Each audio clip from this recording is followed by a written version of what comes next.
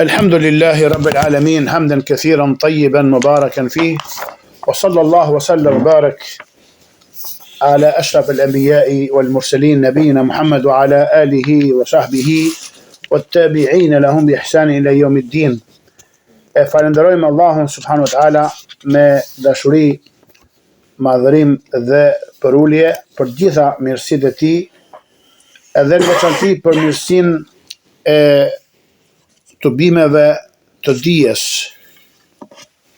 dhe të përkujtimit edhe të mësimit të diturive fetare së bashku, edhe po ashtu në veçanti që na dha mundësi të arrim në fundin e kësaj broshure të begat me titull Tefsir Kelimetit Tauhid. Pra mësimi i fundit i kësaj broshure ishte herën e kaluar. Mësimi sotëm janë pyetje përgjigje që janë drejtuar Sheikhut nderuar Salih Fauzan el-Fauzan, Allahu e ruajt atë, prej tyre ka që kanë lidhje me përmbajtjen e kësaj broshure dhe pyetje të tjera të dobishme. Thot pyetësi i parë në pyetjen e tij, thot fadiletu sheikh, ma sihatu qawli la ma'buda bihaqqin fil wujudi illa Allah. Sheikhu nderuar, sa e sakt është shprehja nuk ka të adhuruar me të drejtë në ekzistencë përveç Allahut. Përgjigje sheikhu duke thënë mjafton të thuash nuk ka të adhuruar me të drejtë pa shtuar në ekzistencë. Pra la ma'buda bihaqq, nuk ka të adhuruar me të drejtë përpos Allahut. Pyetja e dytë që drejtohet sheikhut është: Fadiletu sheikh, nesma'u kathiran ma yusamma bil i'jaz al ilmi fi al Quran, فهل يجوز إلحاقه بمعجزات القرآن وتنزيل آيات القرآن على تلك المسائل؟ Shpjetu sheikhu i nderuar, Sheikh Fauzani, si më poshtë. Dëgjojmë shpesh rreth atyre që njerëzit i quajnë mrekullitë shkencore në Kur'an. A lejohet që kjo të konsiderohet nga mrekullitë e Kur'anit dhe të zbatohen ajetet e Kur'anit mbi këto çështje, pra mbi këto mesele? Është përgjigju sheikhu hafidhahullah duke thënë: kemi folur për këtë më shumë se një herë dhe kemi trequr vërejtjen rreth saj. Nuk lejohet të interpretohet fjala e Allahut për fuqishme të lartësuar, përveç se sipas parimeve të njohura të tefsirit, që quhet usul wa qawaid at-tafsir. Pra që Kur'ani të shpjegohet me Kur'an, të shpjegohet me sunet dhe të shpjegohet me interpretimin e sahabëve dhe të tabiinëve, dhe grada e katërt të shpjegohet me kuptimin e gjuhës arabe në kohën e shpalljes. Nuk shtohet mbi këtë dhe nuk interpretohet me teori bashkohore, sepse ato gabojnë dhe ja qëllojnë. Janë fjalë dhe vepra njerëzish, pra janë ijtihade njerëzish. Prandaj thotë sheikhu, mos i bëni ato interpretim të fjalës Allahut dhe të mos themi ky është qëllimi i Allahut me këtë ajet ose në këtë ajet, sepse kjo është të flasësh për Allahun pa dije, i lartësuar është ai nga kjo gjë. Sa shumë teori kanë qenë të pranuara në një kohë dhe pas një kohë të shkurtër janë konsideruar të gabuara dhe të rreme dhe të pa baza, dhe kanë ardhur teori të tjera në vend të tyre. Thot i lartësuari: "Wa ma utitu min al-ilmi illa qalila." Thot Allahu subhanahu wa taala në këtë ajet fisnik, dhe nuk ju është dhënë nga dituria veçse pak. Prandaj nuk lejohet të interpretohet Kurani me këto gjëra dhe as të thuhet kjo është nga mrekullitë shkencore të Kur'anit. Pyetja tjetër që drejtohet sheikhut është si më poshtë. Fadiletu sheikh, men yukhatti ar-rasul sallallahu alaihi wasallam, hal yakfur am yundhar fi amrihi aw hal yukaffar? Është pyetur sheikhu, thot sheikhi nderuar, ai që e bën gabimtar, pra thotë që ka gabuar pejgamberi sallallahu alaihi wasallam në këtë apo në ato mesele, a gjykohet si jo besimtar apo shqyrtohet çështja e tij? Është përgjigju sheikhu shkurt dhe sakt dhe prerë: ai që e shpall të gabuar, pra thotë se ka gabuar pejgamberi sallallahu alaihi wasallam në një çështje apo në një tjetër, ai është jo besimtar sepse mohon profecinë e tij, pra mohon pagabueshmërinë e tij, mohon al-isma.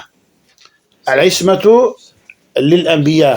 El-kemalu Allahu al-ismatu li-anbiya'i, pra pagabueshmërinë e tij sallallahu alaihi wasallam. Pyetja tjetër është pyetur sheikhu, thot men yuhibbu zawjatahu al-kitabiyya, hal hadha yukhalifu au mukhalifun lil wala'i wal bara, ai që e do gruan, pra bashortën e tij nga i thartë e librit, a është kjo në kundërshtim me akiden e el wala wal bara, pra miqësimin dhe armiqësimin?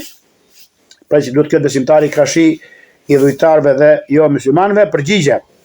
Po shikoj, Allahu i lartësuar thot: la tattakhidhu al-yahuda wan-nasara awliya, ba'duhum awliya'u ba'd. Vazhdimi i ajetit thot i lartësuari: mos i merrni hebrejt dhe të krishterët për miq. Domethënë mos i doni, mos i miqsoni dhe mos u bëni aleat të tyre. Pra nëse i bëjmë to, i kemi sqaruar në librat e tjera shekut që kjo është prej anulluesve të Islamit. Kujdes. Ndërsa martesa me to është prej marrëdhënieve të kësaj bote, jo marrëdhënie fetare, siç është tregtia me ta, shitja dhe blerja prej tyre. Dashuria mes bashkëshortëve është dashuri e natyrshme, jo fetare. Ai nuk e do atë për shkak të fesë së saj, por e do për shkak të martesës edhe pra marrëdhënieve të dynjas që ka me të. Pyetja tjetër drejtuar shehut, Allahu e ruajt, fadilatu shekh: ma asbabu ta'alluqi ha'ula'i an-nasi bil quburi wal adriha wa talabu al-i'anati wa shifa'i al-marda, ma asbab fi dhalika ya sheikh? Shpjetu shekhu, shekhu nderuar, cilat janë shkaqet e lidhjes së këtyre njerëzve, pra të kuburijinëve, me varet dhe tyrbet, si dhe kërkimi ndihmës dhe i shërimit të sëmurëve prej tyre. Cili është shkaku për këto, shekh? Është përgjigju shekhu. Shkaku i kësaj është, e ka ndarë në 3 pika. Së pari, imitimi i verbësh, sepse ata gjejnë njerëz që i bëjnë këto veprime dhe i imitojnë ata. Si thotë lartësuari: kedhalika wajadna abana yaf'alun, ose inna wajadna abana ala milla wa inna ala hadihi muqtadun. Pra, ky është argumentimi i njerëzve të xehiliyetit. I ka përmendur Sheikhul Islami Muhammed ibn Rahabi në Masail al-Jahiliya, çfarë? Imitimi i baballarëve, i gjyshëve dhe i selefëve të tyre në devijim dhe në të kotën dhe në humbje. Së dyti, thotë shehu, heshtja e dietarëve prej ndalimit nga kjo gjë. Dhe kjo është fshehje e dijes dhe mangësi në thirrjen drejt Allahut të lartësuar, dhe ata janë përgjegjës për këtë. Pra shehu bën përgjigje sigurisht ata që kanë më shumë dije, ata që janë të parat, ata që kanë ngarkuar Allahut dhe dërguarit e tij me urdhërim për ndalimin nga e keqja, pra njerëzit e dijes. Së treti, thirrësit e së keqes dhe thirrësit e devijimit, të cilët i përhapin këto shirkijete dhe bidate dhe u zbukurojnë njerëzve me fjalët dhe me shkrimet e tyre. Pra kujdes nga ata njerëz, ta janë ata bidatçinj aktiv, dhalin e mudillin. Dhe përshimet kiametit është që do shtohen këta njerëz. Njerëzit e humbjes dhe që ftojnë dhe thrasin humbje dhe u zbukurojnë humbjen e njerëzve. Këta, thonë dietarët e tefsirit, kanë hise në fjalën e Allahut lartësuar që thotë për faraonin edhe të ngjashëm me të: li yahmilu awzarahum kamilatan yawm al-qiyamah wa min awzari alladhina yudilluna bighayri ilm ala sa'a ma yazirun. Allah na rujt. Ashtu që ti mbartin gjunahet e veprave të tyre të plota ditën e llogarisë. Dhe bashkë me këto gjunahen e atyre që devijojnë pa dituri. Sa barë e keqe dhe e rënd është kjo. Pra kujdes, pra ka dallim midis njeriu që është i devijuar në vetvete, pa nuk është aktiv dhe nuk fton dhe nuk e zbukuron devijimin, ky është kollaj që inshallah të rikuperohet dhe të këshillohet. Kurse ai që çfarë është i devijuar dhe devijues dhe ja zbukuron njerëzve, ky është më i keq, ky është prej aleatëve dhe pasuesve dhe ushtarëve shejtanit. Allah na ruaj, dhe ky prej tij paralajmërohet fort edhe bojkotohet dhe paralajmërohet prej tij. Pra së treti, thirrësit e së keqes dhe thirrësit e devijimit, të cilët i përhapin këto shirkijate dhe bidate dhe u zbukurojnë njerëzve me fjalët dhe me shkrimet e tyre. Yulabisun al-haqqa bil batil. Të vërtetën që është e pastër dhe i qartë si drita e diellit, në cilën e ka lënë pejgamberi sallallahu Kurani dhe Suneti, çfarë e përshtyllojnë me të kotën dhe u zbukurojnë njerëzve të kotën, u shesin për të vërtetë. Pra bashkimi i këtyre çështjeve sjell këtë devijim të madh në akide, pra në besim. Pyetja tjetër që është bërë shehut: ma hukm al-ihtifal bil mawlid an-nabawi? Nerju at-tawdiha wal ijaba sahiha hawla dhalik. Cili është gjykimi për festimin e Mevludit, ditëlindjes së profetit sallallahu alaihi wasallam? Shpresojmë një sqarim dhe përgjigje të saktë për këtë. Është përgjigjur shehu duke thënë: rreth kësaj çështjeje kanë folur dietarët si në të kaluarën ashtu dhe në kohën tonë, dhe kanë ndaluar nga kjo vepër, dhe kanë paralajmëruar prej saj, sepse ajo është bidat për arritësi në fe. Festimi i Mevludit, i ditëlindjes së profetit sallallahu alaihi wasallam, është një bidat për të cilin Allahu nuk ka zbritur asnjë argument, sepse nuk ka asnjë dëshmi për të në librin e Allahut, as në sunetin e të dërguarit sallallahu alaihi wasallam, dhe as në praktikën e brezave të parë të lavdëruar, salafus salih, al-qurun al-mufaddala al-muzakka, sahabët, tabiinët, etba'u tabiinët, ata që pasojnë me mirësi. Çdo gjë që është e tillë konsiderohet bidat. Festimi i ditëlindjes së profetit alayhi salatu wasalam u shfaq vetëm pas brezave të parë të lavdëruar, pas shekullit të 4 të hijretit, kur përfunduan brezat që i lavdëroi i dërguari Allahut sallallahu alaihi wasallam, dhe ai njoftoi se pas tyre do të vinë njerëz që, siç ka në hadithin e saktë, thonë atë që nuk e veprojnë dhe bëjnë atë për të cilën nuk janë urdhëruar. Dhe për atyre gjërave shpikja e kësaj risie në fen e Allahut të plotfuqishëm e të lartësuar. Abdullah ibn Mas'udi çfarë thot në etherin e tij? Thot: ittabi'u wa la tabtadi'u laqad kufitum. Pasoni dhe mos shpikni. U kanë mjaftuar, po jeni mjaftuar me 3 brezat e artë, kur u përsos feja. Dhe ata e pasuan Kur'anin dhe Sunetin me përpikmëri dhe me devotshmëri. Allah na bëj prej pasuesve të tyre. Pyetja tjetër e 5-ta, që drejtohet sheikhut, është ma hukmu salati fi masjidin dakhala fi bina'ihi amwalun ma'khudhatun min an-nas bighayri tibati anfusihim, wa ma huwa al-hal li hadhihi al-mushkila ma'jurin. Është pyetje delikate që na intereson të gjithëve, do të ndoshta na cek të gjithë pak këtu në realitetin ton. Cili është gjykimi për falje në një xhami që në ndërtimin e saj janë përdorur para të marra nga njerëzit pa pëlqimin e tyre, dhe cila është zgjidhja për këtë problem? Si të dalim nga ky ngërç? Përgjigjë shehu nderuar, Allah ruaj, duke thënë: nuk lejohet ndërtimi i xhamive me para haram, dhe nuk lejohet përdorimi i pasurisë haram për muslimanët, as për ngrënie, as për pirje, as për veshje dhe as për banim. As më tepër për xhamit që janë shtëpitë e Allahut, sepse Allahu i lartësuar është i pastër dhe nuk pranon vetëm se atë që është e pastër. Inna Allahu tayyibun la yaqbalu illa at-tayyib. Allah është i pastër, në hadithin kudusi, edhe nuk pranon vetëm se atë që është e pastër. E pastër. Pasuria e grabitur është haram, bazuar në fjalën e tij sallallahu alaihi wasallam, ku thotë: nuk është lejuar pasuria e një muslimani përveç se me dëshirën e tij të lirë, pra kur ta jep nga qiltërsia dhe vullneti i zemrës së tij. Gjithashtu, bazuar në fjalën e Allahut lartësuar, i cili thotë: ya ayyuhalladhina amanu la ta'kulu amwalakum bainakum bil batil illa an takuna tijaratan an taradin minkum. O ju që keni besuar, mos i hani pasuritë tuaja mes jush pa drejtësisht, vetëm nëse është tregti me pëlqim të ndërsjell midis jush, pra siç ka në surën Nisa. Nëse një xhami është ndërtuar me pasuri të grabitur, atëherë zgjidhja, sipas mendimit tim, është që të përcaktohet shuma e pasurisë së marrë padrejtisht dhe t'i kthehet pronarit të saj. Pyetja tjetër edhe e fundit është pyetur shehu nderuar, Allahu e ruaj: hal yajuzu al-istishhadu bil hadithi ad-da'ifa? A lejohet të përdoren hadithet e dobta për argumentim?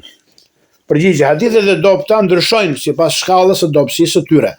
Nëse hadithi është shumë i dobët, atëherë nuk përdoret si argument. Ndërsa nëse dobësia e tij nuk është e rëndë, ose ka hadithe të tjera dëshmuese për të, lehu shawahid thon dietarët e hadithit, atëherë mund të përdoret për të nxitur për tek veprat e mira, por nuk përdoret për të nxjerrë rregulla dhe dispozita sheriatike. Pra përdoret vetëm për inkurajim dhe friksim, atë që quhet at-targhibu wat-tarhib. Ka al-Hafidh al-Mundhiri një libër të dobishëm me këtë temë, at-tarhib wat-targhib, pra inkurajim dhe friksim, dhe për të nxjerrë në pa vlerat dhe mirësinë e veprave të mira. Këto ishin pyetjet e drejtuara shehut, ndërsa një kapitull i vogël dhe i shkurtër që i kam bashkangjitur këtij libri e broshurë të dobishme, është një pasqyrë e shkurtër e shembujve të sjellë në Kuranin Fisnik për kotësinë dhe pavlefshmërinë e shirkut, nga fjalët e komentuesit në disa prej mësimeve të tij. Thotë Sheikhu Bismillahirrahmanirrahim, ajeti i parë që argumentohet me të Sheikhu për pavlefshmërinë dhe kotësinë dhe rrezikun e shirkut është fjalë ajeti i surës Al-Baqara, ku thotë Allahu lartësuar, inna Allaha la yastahi an yadriba mathala ma ba'udatan fama fawqaha fa amma alladhina amanu فيعلمون أنه الحق من ربهم وأما الذين كفروا فيقولون ماذا أراد الله بهذا مثلا يضل به كثيرا ويهدي به كثيرا وما يضل به إلا الفاسقين الذين ينقضون عهد الله من بعد ميثاقه ويقطعون ما أمر الله به أن يوصل ويفسدون في الأرض أولئك هم الخاسرون. فتظل السورة نكتو آيات në surën Al-Baqara, vërtet Allahu nuk turpërohet të sjellë si shembull qoftë edhe mushkonjën apo diçka më të madhe se ajo. Sa i përket atyre që besojnë, ata e dinë sa i shembull është e vërteta për haku nga Zoti i tyre, ndërsa ata që mohojnë thonë çfarë deshi Allahu të thotë me këtë shembull, me të ai humb shumë dhe udhëzon shumë, por nuk humbet të askënd përveç të prishurve, pra të shtururve. Ata të cilët e thyejnë beslidhin e Allahut pasi e kanë pranuar atë dhe e shkëpuqin atë që Allahu ka urdhëruar të mbahet lidhje me të, pra lidhje farefisnore, dhe bëjnë shkatërime dhe shturin në tokë, të tillët janë të humburit. Kurse ajeti tjetër që argumentohet Sheikhu për kotësinë e shirkut, thotë darab Allahu mathalan rajulan fihi shuraka mutashakisuna wa rajulan salaman li rajul hal yastawiyan mathala alhamdulillah bal aktharuhum la ya'lamun. Allahu sjell si shembull një njeri që është në pronësi të disa ortakve, që grinden mes vete, dhe një njeri që përket vetëm një zotrije. A janë këta të dy të barabartë si shembull? Falënderimi takon Allahut, por shumica e tyre nuk e din. Ka thënë Sheikh Fauzani në komentin e këtij ajeti, dhe në argumentimin e këtij ajeti thotë, idhujtari ka shumë të adhuruar. Ai adhuron idhuj të shumt, e nuk di se cilin prej tyre të kënaq më parë. Si shembull i robit që ka shumë pronar që e zotrojnë atë. Secili prej tyre do të dëshiron që ai të jetë sipas dëshirës e tekave të tija, i e urdhra, sepse pronari çfarë? Pra luan me atë slavin, me atë robin, me atë që ka nën pronë. Dhe secili ka një dëshirë që bie ndesh me dëshirën e tjetrit. Kështu që ky miskin e i njerë bëhet i lëkundur mes dy ortakëve, duke mos ditur këtë kënaq më parë prej tyre. Ndërsa el-muahid, njëjësuesi i Allahut, është ai që zotrohet nga një njeri vetëm, i cili e di çfarë kërkon prej tij dhe i di dëshirat e tij. Prandaj ai është në rehatim me të, nuk është me të në konflikt as në përçarje dhe as i lodhur. Ai është një njeri i zotruar nga një njeri vetëm. Kështu pra, el-muahid, beqësuesi i Allahut me adhurim, është robi i një Zoti të vetëm, një të adhuruari të drejtë të vetëm, dhe ai është Allahu subhanahu wa taala. Ai bindet atij dhe largohet nga kundërshtimi ndaj tij. Pra, një njeri i përkushtuar vetëm për një zotëri, do të thotë i pastër dhe i përkushtuar për një njeri të vetëm. E zotëron atë një njeri vetëm. A është i njëjtë robi që e zotëron disa ortak me atë që e zotëron një njeri vetëm? Jo. Pra ky është i shembull për idhujtarin. Pastaj thotë i lartësuari, hal yastawiyan mathala, a janë të barabartë si shembull? Pra kjo është një pyetje mohuese. Jo, nuk janë të barabartë ky dhe ai. Ky është gjithashtu një shembull që Allahu ka dhënë për shirkun dhe tauhidin. Allahu ka dhënë gjithashtu një shembull për shirkun dhe kotësinë dhe pavlefshmërinë e tij në fjalën e tij ku thotë: "Wa man yushrik billahi fa ka'annama kharra min as-sama' fatakhtafuhu at-tayr aw tahwi bihi ar-rihu fi makanin sahiq." Në surën Al-Hajj Allahu lartësuar thotë: "Në kush i bën ortak Allahut në adhurim, është sikur të ketë rënë nga qielli, pra nga një vend tepër i lartë në qiell, dhe e rrëmben atë zogu ose e hedh atë era në një vend të largët." Pra al-muahid, veçuesi i Allahut me adhurim, në lartësinë e pozitës dhe madhështinë e vendit të tij, është si ai që është në qiell, i lartë në pozitë dhe i nderuar tek Allahu subhanahu wa taala. Ndërsa idhujtari, mushriku, është si ai që bie nga lartësia kur i bën shok Allahut. Ai bie nga lartësia në të cilën janë njerëzit e tauhidit, nga madhështia dhe pozita e lartë që kanë ata në të cilën ndodhen pra njerëzit e tauhidit. Pra ai që i bën shirk Allahut bie nga lartësi shumë e madhe thotë shehu. Si është gjendja e tij gjatë rënjes? Mirë që bie, po çfarë ndodh gjatë rënjes? Allah na ruaj. Thotë shehu, ose e kapi shpendët grabitçar dhe ja shqyejnë mishin dhe han atë në ajër, ose shpëton prej tyre, por e merr era dhe hedh atë në një vend të largët nga njerëzit, në një vend të zbrazët e të frikshëm, ku nuk ka as ujë e as gjë tjetër. Kështu është edhe mushriku, i ekspozuar ndaj këtyre gjërave, ndaj epsheve, metodave dhe rrugëve të ndryshme që e coptojnë dhe shpërndajnë dhe në fund e shkatërrojnë atë. Allah na ruaj. Pra ky është një shembull për besimtarin dhe për muahidin, pra një Isusin Allahu subhanahu wa taala, adhuruesin Allahut të vetëm të paortak. Besimtari është në lartësi, ngritje dhe fisnikëri tek Allahu i lartësuar, për shkak të tauhidit dhe sinqeritetit të tij, ndërsa mushriku është i rrëzuar nga lartësia, i rrëzuar nga tauhidi, i ekspozuar ndaj çdo shkatërimi dhe çdo devimi. Kjo është gjendja e mushrikëve. Allahu na ruaj, të ekspozuar ndaj çdo fatkeqësie, çdo shkatërimi, çdo epshi, çdo shejtani që i tërheq nga të gjitha anët. A janë të barabartë këta me ata? Sigurisht që la yastawiyani mesela, nuk janë absolutisht të barabartë. Pastaj në fund të surës Allahu subhanahu wa taala jep një shembull për kotësinë dhe pavlefshmërinë e shirkut duke thënë, po në surën Al-Hajj. Ya ayyuhan nasu duriba mathalun fastami'u lahu innal ladhina tad'una min dunillahi la yakhluqu dhubaba walau ijtama'u lahu wa yaslubuhum adh-dhubabu shay'an la yastanqidhuhu minhu da'fa at-talibu wal-matlub. Shajet madhështor. E cilin bën dhe duhet argumentojmë ne njerëzve të shirkut, adhuruesit e bareve, tyrbeve, të gjithçka e tjerë që adhurojnë përveç Allahut subhanahu wa taala. Pra tu themi, o ju njerëz, është dhënë një shembull, prandaj dëgjojeni atë. Ata që ju i lushni në vend të Allahut nuk mund të krijojnë as edhe një mizë, edhe sikur të bashkohen gjithë bashkë për këtë. Dhe nëse miza u rëmben diçka, ata nuk mund ta marrin dot, pra nuk mund ta kthejnë brapa prej saj. I dobët është kërkuesi dhe i kërkuari. Thotë sikur të gjithë idhujt dhe të gjithë ata që adhurojnë përveç Allahut nuk janë në gjendje të krijojnë një mizë, sikur bëhen gjithë bashkë.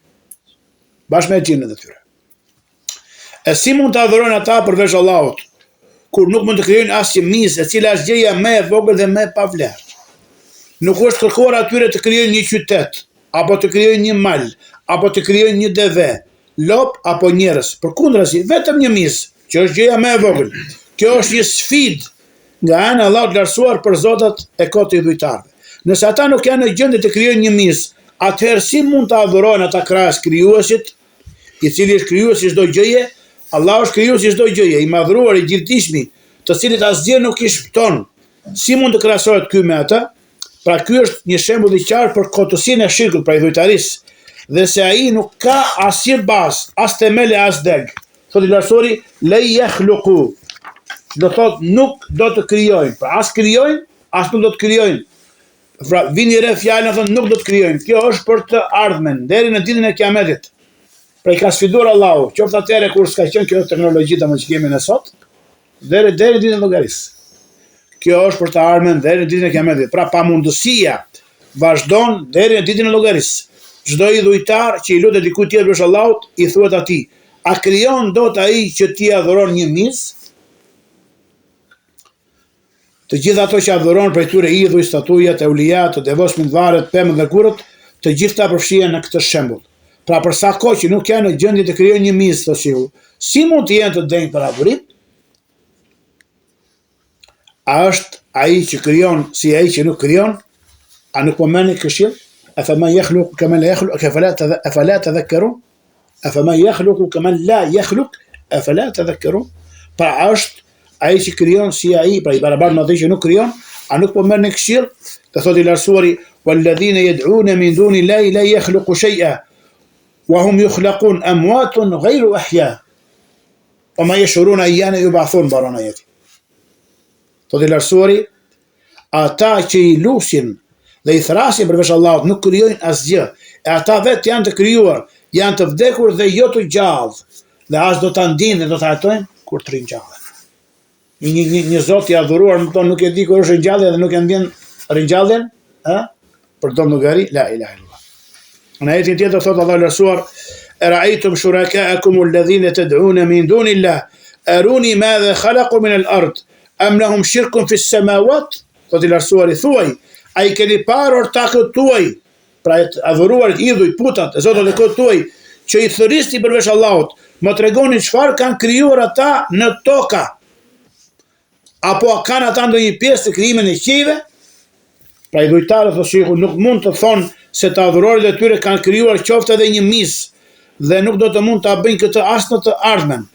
Edhe në kohën e përparimit industrial dhe të zhvillimit të teknologjisë, mjeshtrit dhe ekspertët e botës, madje edhe mjekët, nuk janë në gjendje të krijojnë një mis. Ata mund të ndërtojnë një aeroplan, ta montojnë pjesë dhe të bëjnë një mjet që transporton njerëz. Kjo është pra profesion i mundshëm dhe njohuri e mundshme që njeriu e mëson dhe e kupton atë. Por Allahu është ai që na i ka nështruar këto. Çfarë themi ne subhanallahu sakhalna hadha. Kur ju bëndim në një anije, në një makinë, në një avion, në diçka, i lartësuar dhe i përsosur ai që na i nështroi, ose kur ju bëndim mbi një DV, mbi një kal, mbi një gomar që janë mjetet e transportit, a bën duan e udhëtimit, kush i nështroi këto mjete? Allahu subhanahu wa taala. Po me kun lahum muqrinin. Ne s'kishim mundësi dhe fuqi më tonë që ti kishim to. Nëse nuk do na i nështron Allahu. Po inna ila rabbina munqalibun. Pra, por Allahu është ai që na i ka nështruar këto, dhe ai që na ka frymëzuar të i përdorim si mëshirë për ne. Njerëzit mund të ndërtojnë aeroplan dhe anije, por nuk mund të krijojnë një mis, sepse kjo është prej veçorive të Allahut. Prandaj adhurimi i takon vetëm krijuesit. Afa ma yakhluqu kama la yakhluq afala tadhakkarun? A është ai që krijon njësoj si ai që nuk krijon? A nuk po merrni këshill? Pastaj thotë i lartësuari, pra ka ajeti që dëgjuam në surën Al-Hajj: "Wa yaslubuhum adh-dhubabu shay'a la yastanqidhuhu minhu." Dhe nëse miza u merr atyre diçka, pra u rëmben këtyre idhujve, putave, që adhurojnë në vend të Allahut subhanahu wa taala. Miza thotë që është krijesa më e dobët. Nëse merr diçka nga ky idhull që adhurohet, qoftë nga parfumet, arja apo zbukurimet që i vendosin mbi të, sepse ata vendosin mbi këta idhuj, i keni parë, stoli, ar, parfumet, temjane e tjera, e nëse miza merr diçka të vogël prej tyre, a mundin këta idhuj të arrimarin atë që miza u ka marrë? Jo. Ata nuk janë në gjendje as të mbrohen nga miza. Dhe nëse miza u merr diçka, ata nuk mund të arrimarin atë prej saj. I dobët është kërkuesi dhe i kërkuari. Pra kërkuesi të sigurt është idhujtari, ndërsa i kërkuari është ai që adhurohet përveç Allahut subhanahu wa taala. Një mis i ka bërë të gjithë të paaft. Pra çfarë? Kjo është kotësia e shirkut. Ky është një nga shembujt më të mëdhenj për paveshmërinë e shirkut, ndaj Allahut të fuqishëm e të lartësuar. Allahu akbar. Ata mund të thonë, pra, i munden në debatin në arsyetimën e parë, filozofojnë, edhe rëshqasin, dalin domethënë, ne nuk themi se të adhuruarit tanë krijojnë bashkë me Allahun. Dyshimi tjetër. Allahu është i vetmi krijues dhe ne pranojmë këtë. Ai është krijuesi, furnizuesi, ai që jep jetë dhe vdekje, rregulluesi i gjithçkaje, ne e besojmë këtë. Por këta janë njerëz të devotshëm dhe ne duam prej tyre që të ndërmjetësojnë për ne tek Allahu. Ne i marrim si ndërmjetës, andaj i adhurojmë që të na afrojnë më shumë dhe më afër pozitës tek Allahu subhanahu wa taala. Ndonse ne e dimë se ata nuk krijojnë dhe nuk furnizojnë. Por me që janë njerëz të mirë dhe të devotshëm dhe kanë pozitë tek Allahu, duam prej tyre që të na afrojnë dhe të ndërmjetësojnë për ne tek Allahu, pra të ndërhyjnë për ne tek ai subhanahu wa taala. Dhe ata u bëjnë kurban, u bëjnë zotime, sillen rreth varreve të tyre dhe qëndrojnë prej tyre me përkushtim, duke u kushtuar forma adhurimi, ndërkohë që e pranojnë se ata nuk krijojnë, nuk furnizojnë dhe nuk zotrojnë asgjë nga çështjet. As dëm, as dobi, as jetë, as ringjallje, as gjykim, por vetëm duan prej tyre ndërmjetësim tek Allahu i lartësuar. Tashiku Allahu i fuqishëm i madhruar e ka hedhur poshtë edhe këtë me një shembull tjetër. Çfarë thotë i lartësuari? Daraba lakum mathalan min anfusikum hal lakum mimma malakat aymanukum min shuraka fima razaqnakum fa antum fihi sawa'un takhafunahum ka khifatikum anfusakum kadhalika nufassilu al-ayati liqaumin yaqilun. Po aksen tash shumë në Allahun vetë të tyre. Thot, Allahu ju sjell një shembull nga vetja juaj. A keni ju nga ata që i zotëroni djasta juaj, robë, shqiptorët, sklavrit tuaj, ortak në atë që ju kemi furnizuar, në mënyrë që të jeni të barabartë në të dhe të fiksoni atyre ashtu siç i fiksoni njëri tjetrit, kështu i sqarojmë argumentet për një popull që logjikon. Ajeti në surën Rum. Pra, nëse ju nuk pranoni që robrit tuaj t'ju bëhen ortak, atëherë si e pranoni që t'i bëhet ortak Allahut një rob nga robrit e tij? Si mund ta bashkoni Allahun me atë prej së cilës ju vetë e pastroni veten tuaj? E thonë jemi të pastër dhe të distancuar? Dhe ata thoshin në telbien e tyre, i dhujtarët, kone Xheliyeti, pra përpara dërgimit e pejgamberit sallallahu alajhi wasallam, të përgjigjemi ty, pra lebejke la sharika laka lebejk illa sharikan huwa lak tamlikuhu wa ma malak. Ky është telbia e shirkut. Ku se ne themi lebejk Allahumma lebejk, lebejke la sharika laka lebejk inna alhamda wa ni'mata laka wal mulk la sharika lak. Kjo është telbia e tauhidit. Ata thoshin në telbien e tyre kur bënin domethënë çfarë haxhin e kone e Xheliyetit. Të përgjigjemi ty, ti nuk ke ortak, përveç një ortaku që është i yti. Ti e posedon atë dhe atë që ai zotron. Ja vendosin ortak Allahut, por edhe ai dhe çfarë posedon domethënë, asgjë. Ortaku domethënë çfarë? I posedon ti Allah. Prandaj thot Allahu usodhi këtë shembull. Dhe Allahu është dhasi suksesit, lëvdata shumë dhe shpëtimi i madh i Allahut qofshin mbi profetin tonë Muhammed, mbi familjen dhe shokët e tij. Alhamdulillahi rabbil alamin. Pra me kaq përfundoj totalisht kjo broshurë begat.